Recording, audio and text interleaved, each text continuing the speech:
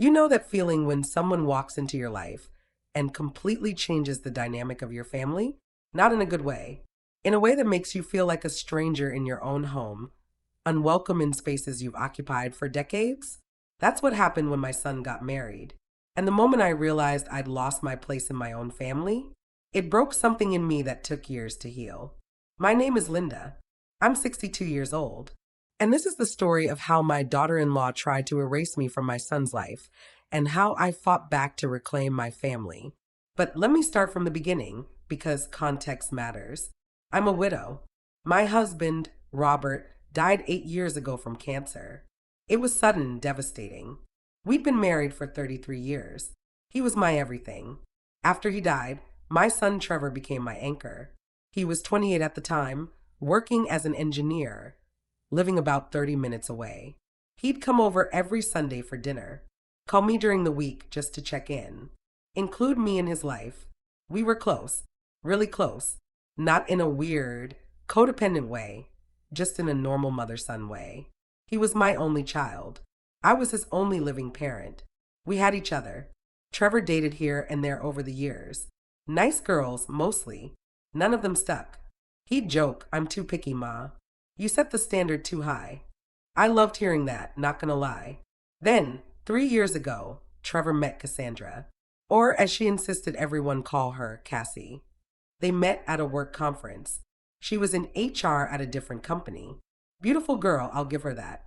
Blonde, fit, always perfectly put together. The kind of woman who looks like she walked out of a magazine. Trevor was smitten immediately. Started talking about her constantly. "Ma, she's incredible. She's smart, funny, ambitious. I think she might be the one." I was happy for him. Excited, even. My son deserved love. Deserved a partner. The first time I met Cassie, she came to Sunday Like, subscribe, and share with your friends who related to it, and comment below for next story. dinner. Showed up with flowers, complimented my cooking, asked questions about my life. She seemed perfect. "Your son is amazing, Mrs. Matthews," she said with a bright smile. "You raised him right." I beamed with pride. "He's a good man. Got that from his father. I can't wait to be part of this family." Those words. I should have paid more attention to those words. Because what she meant was, I can't wait to be the only part of this family. But I didn't see it then. I was just happy my son was happy. Trevor and Cassie dated for a year before he proposed. I was thrilled. Helped him pick out the ring. Celebrated with champagne when she said yes. The wedding planning started immediately. And that's when things started to feel off. Cassie wanted to plan everything. And I mean everything. I offered to help. I'm his mother. It's traditional, but she brushed me off. "Oh, Mrs. Matthews, you don't need to worry about that. I've got it handled. Cassie, please call me Linda. And I'd love to help with the flowers or really, it's fine. I want everything to be perfect, so I'm just handling it myself." Trevor would mediate. "Ma, she's just particular. You know how brides are. Let her have this." So I backed off. Let Cassie plan her dream wedding. Showed up where I was told to show up. Smiled in the photos. Played my part. The wedding was beautiful. Expensive, fancy, exactly what Cassie wanted. I paid for what I could. I'm not wealthy, but I wanted to contribute. Cassie accepted my check with a tight smile. "Thanks, Linda. This will cover the napkins." The napkins. I'd given her $5,000 for napkins, but I didn't say anything. Didn't want to cause problems. At the reception, I gave a toast. Talked about Trevor as a boy, about how proud his father would be about welcoming Cassie into our family. Cassie smiled during the toast, but it didn't reach her eyes. And later, I overheard her talking to one of her bridesmaids. "God, Trevor's mom is so clingy. Did you hear that toast? Like, we get it, you raised him. Time to let go." That stung, but I told myself she was just stressed. Wedding stress. It would get better after. It didn't get better. After the wedding, Trevor and Cassie moved into a house about 45 minutes away. A beautiful place they bought together. I was excited to see it, expected an invitation to help them settle in. The invitation never came. "We're still unpacking, Ma. Once we're settled, you can come over." Weeks went by. then months. Every time I asked to visit, there was an excuse. This weekend's not good. We have plans. Cassie's parents are visiting. We're doing some renovations. It's a mess. Sunday dinner stopped too. Trevor would say they were starting their own traditions as a couple, which I understood. But it meant I went from seeing my son every week to maybe once a month. And when I did see him, Cassie was always there, always controlling the conversation, always cutting Trevor off when he'd start talking about his childhood or memories of his dad. Babe, they don't want to hear old stories. Let's talk about something current. She started changing him too. Little things at first. His clothes. Suddenly he was wearing designer brands he'd never cared about before. His hobbies. He stopped playing basketball with his old friends, stopped going to the sports bar he loved. Cassie thinks I should focus on more mature activities, he explained when I asked. Since when do you care what activities are mature? Ma, I'm a married man now. Things are different. Different. That word became a theme. The real breaking point came 6 months after the wedding. It was my birthday. My 61st birthday. The first one without Robert, and I was dreading it. Trevor called that morning. Happy birthday, Ma. Cassie and I want to take you to dinner tonight. Your choice of restaurant. I was so happy, so relieved that they were making an effort. But that afternoon, Trevor called back. Ma, I'm so sorry. Something came up. Cassie's not feeling well. Can we reschedule? Oh no, is she okay? What's wrong? Just a headache. She gets migraines. Anyway, we'll make it up to you. Promise. I spent my birthday alone. Ordered Chinese food. Looked at old photos of Robert and Trevor. Cried myself to sleep. The next day, I was scrolling Facebook and saw Cassie's post from the night before. Her and Trevor at a fancy restaurant with her parents. All dressed up. Smiling. No migraine in sight. She'd lied. Made Trevor cancel on me so they could go out with her family instead. That's when I knew. This wasn't wedding stress. This wasn't adjustment period. This was intentional. Cassie was pushing me out. Things continued to deteriorate over the next year. I'd invite Trevor over, just him, and Cassie would always find a reason he couldn't come alone. We're a package deal now, Ma. Where I go, Cassie goes. But I just want some one-on-one time with my son. That's weird, Ma. I'm married. You need to accept that. Weird. He called wanting to spend time with my son weird. Then came Thanksgiving. I'd hosted Thanksgiving every year since Trevor was born. It was our tradition. Turkey, stuffing, pumpkin pie. Photos on the couch. Football on TV. Our thing. That October, I called Trevor to confirm. Thanksgiving's in a few weeks. What time should I expect you guys? Oh, Ma, we're actually going to Cassie's parents this year. My heart sank. What? But we always do Thanksgiving together. I know, but we did Cassie's family last Christmas, so it's fair to do her family for Thanksgiving. But Trevor, I'm alone.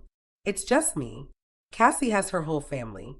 Can't we at least do lunch at my place, then dinner at theirs? Ma, that's too much for one day. We'll see you for Christmas. Christmas came. Same story. They went to Cassie's parents. I spent both holidays alone. Ate frozen dinners. Watched old home videos of Trevor as a kid. Cried. New Year's Eve, I was done being passive. I drove to their house unannounced. I know. Everyone's gonna say I was wrong for just showing up. But I was desperate. I missed my son. I rang the doorbell. Cassie answered, clearly annoyed. Linda, what are you doing here? I wanted to see Trevor.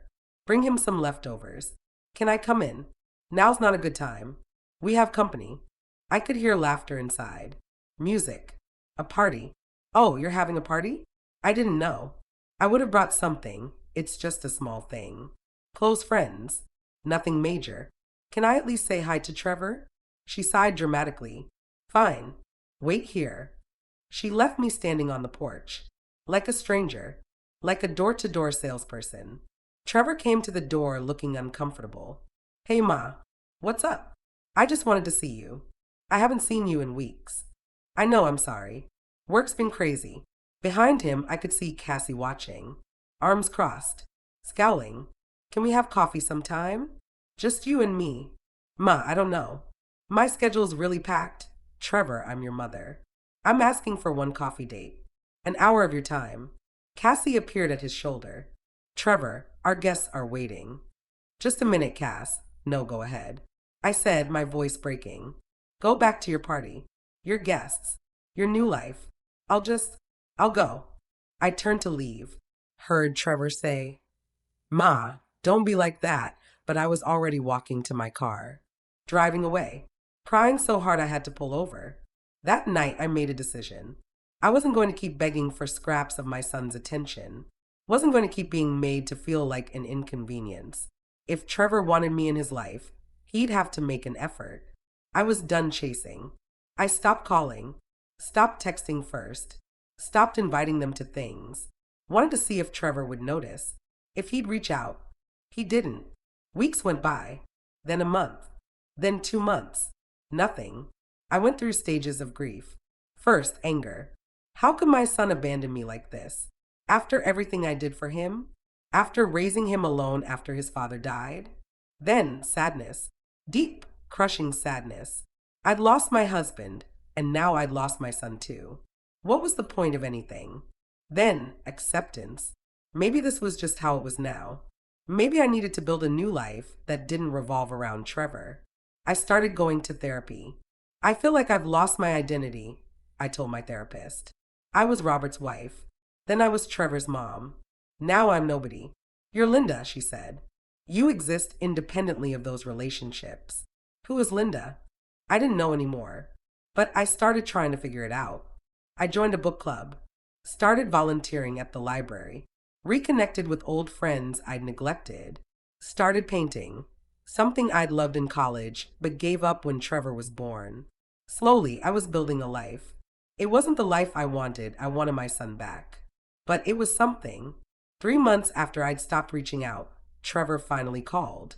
Hey Ma, haven't heard from you in a while. Everything okay? I'm fine, Trevor. How are you? Good. Busy. Hey, Cassie and I wanted to invite you to dinner this Friday. My heart leaped. Finally they were making an effort. I'd love that. Great.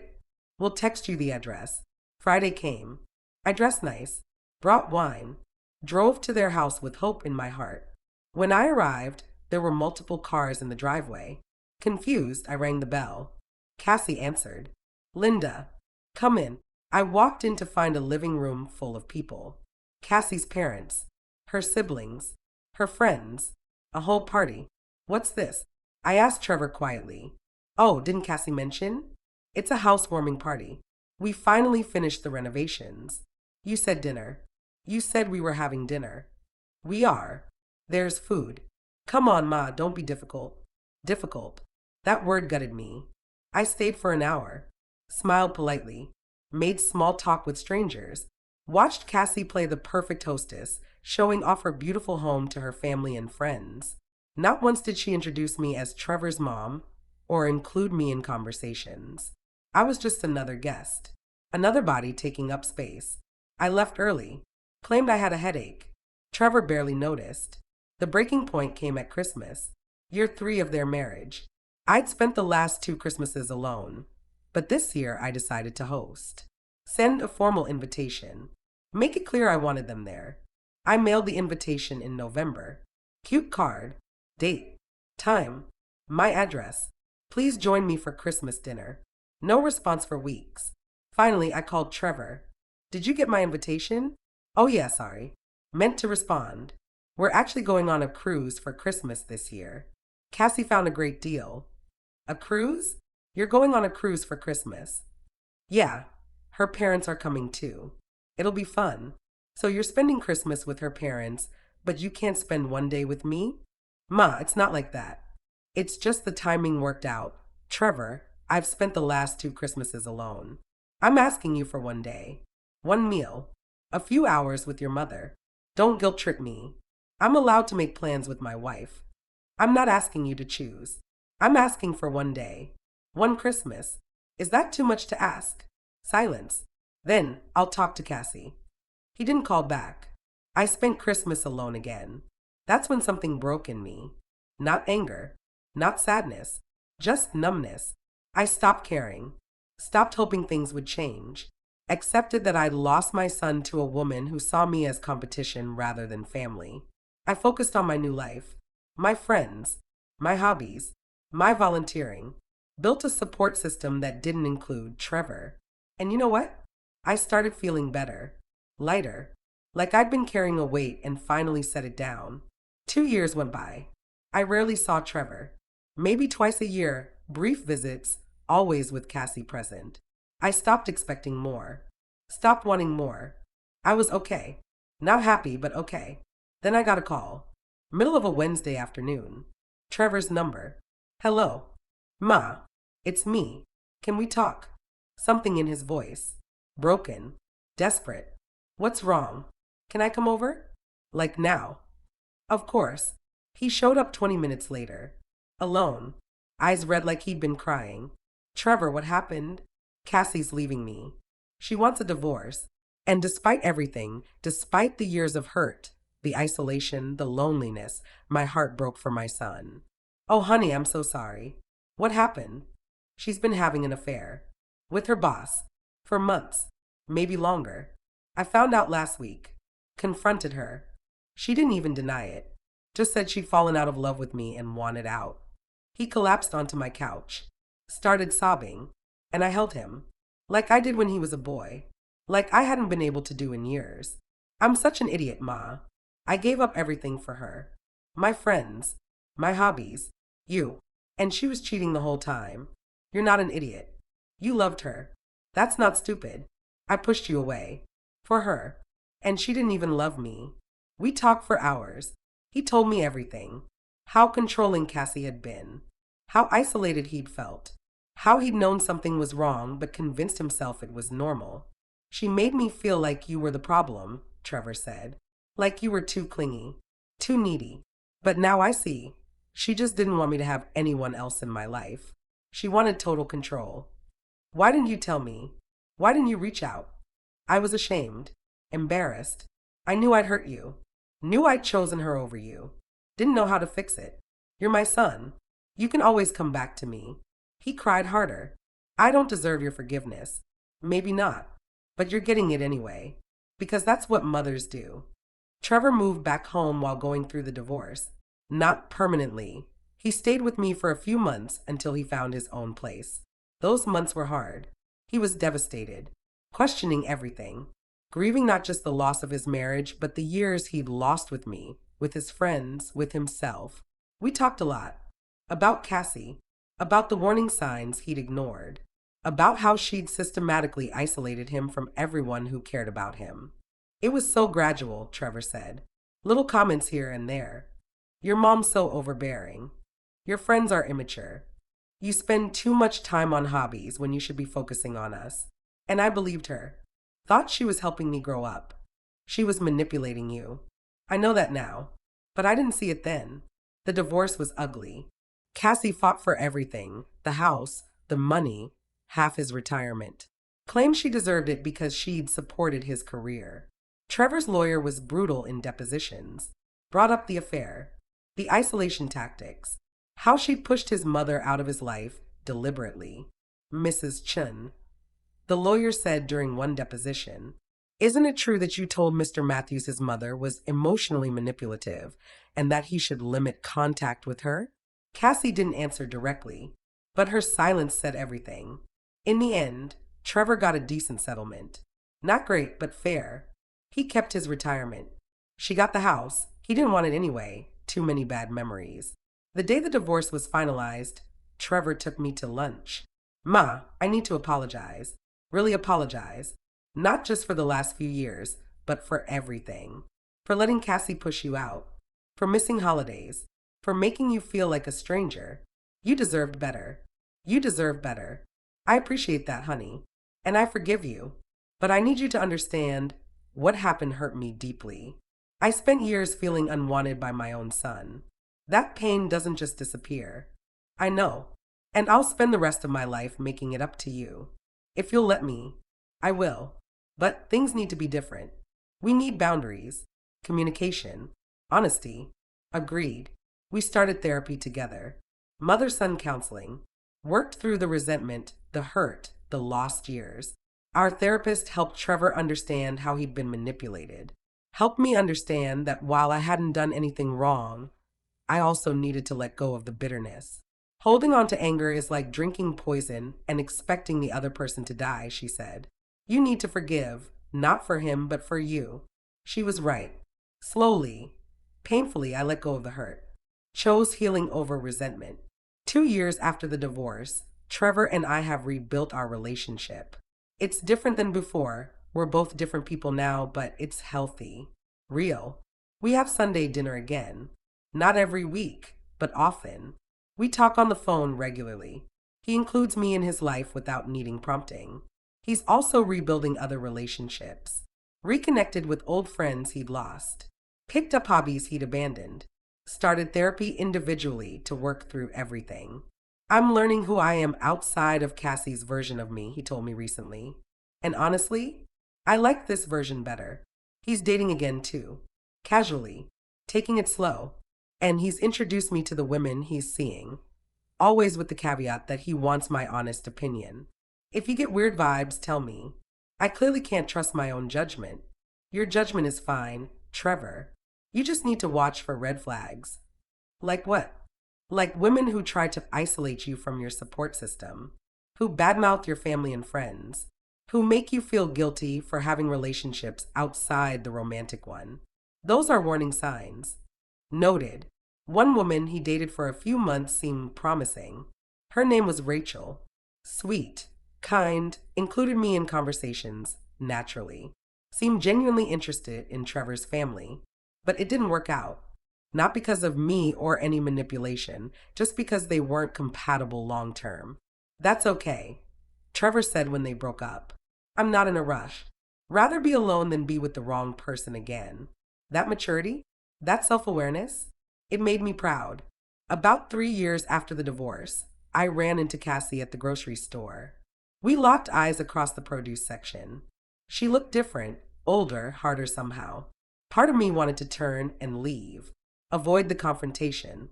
But another part, the part that had healed, that had moved on, decided to face it. I walked up to her. Hello, Cassie. Linda. She looked uncomfortable. How are you? I'm well. You? Good. Busy. I'm engaged again, actually. Congratulations. Awkward silence. Then, surprisingly, she said, Look, I know you probably hate me. And I don't blame you. I wasn't. I wasn't a good person during our marriage. To you or to Trevor. I studied her. Was this genuine? Or another manipulation? Why are you telling me this? Because I'm in therapy now, working on myself. And my therapist says I need to make amends where possible. So, I'm sorry for pushing you out, for making Trevor choose, for being cruel. You didn't deserve that. No, I didn't. I was insecure, jealous of your relationship with Trevor. Felt like I had to compete for his attention. So I made him choose. That was wrong. It was, is Trevor happy? That's not really your business anymore, Cassie. But yes, he's rebuilding his life. He's good. She nodded. Good. He deserves to be happy. I know I didn't make him happy. No, you didn't. But that's in the past now. We've all moved on. Have you forgiven me? I thought about that. Had I? I'm working on it. Forgiveness is a process, but I don't hate you, if that's what you're asking. I don't think about you much anymore. And that was true. Cassie had taken up so much space in my life for so long. But now, she was just someone I used to know. Someone who'd caused pain but no longer had power over me. I understand. Well, take care, Linda. You too, Cassie. I walked away feeling lighter. That encounter, that closure, was something I didn't know I needed. But it helped. Confirmed that I'd truly moved on. That the past was past. If I could go back and tell myself something 5 years ago when I was being frozen out, feeling like a stranger in my son's life, here's what I'd say. You're not losing your son. You're losing the version of him that someone else created. The real him is still in there. And one day he'll come back to you. But here's what else I'd say. Don't lose yourself waiting. Don't make your entire identity about being his mother. Build your own life. Find your own happiness. Because you matter too. Your joy matters. Your life matters. Being a mother is part of who I am, but it's not all of who I am. I had to learn that the hard way. I also learned about manipulation, about how subtle it can be, how someone can isolate you from your loved ones without you even realizing it's happening.